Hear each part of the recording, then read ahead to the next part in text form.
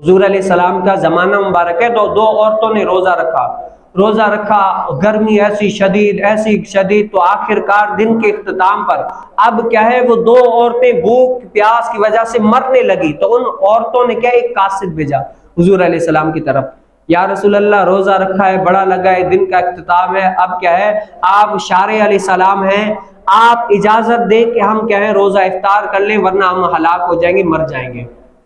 या हमारी जान चली जाएगी, या रसूल अल्लाह आप इजाजत दें हम रोजा खोल लें।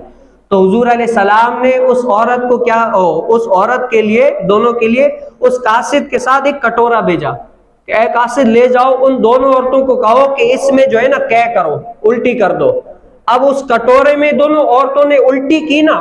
तो मुहद्दिसीन फरमाते हैं कि उल्टी की तो उस टाइम ये नहीं है जो खाया था पिया था वो निकला, बल्कि नहीं, बल्कि क्या है जो कै की थी उससे खून और गोश्त के टुकड़े उस कटोरे में आ गए थे, प्याले में।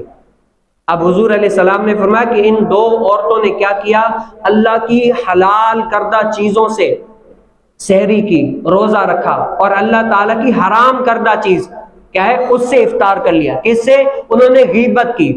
दूसरे रोजा रखकर एक दूसरे की गीबत करने लग गए। तो क्या है हुजूर अलैहिस्सलाम ने फरमाया हलाल चीज से तो सहरी की, रोजा रखा, लेकिन अल्लाह ताला की हराम करदा चीज से क्या है उसने रोजा इफ्तार कर लिया। तो ये ऐसा है, और गीबत करने वाला ऐसा है कि रसूल कायनात सल्लल्लाहु अलैहि वसल्लम ने फरमाया कि वो ऐसा है कि गोया कि अपने भाई का कच्चा गोश्त खाए।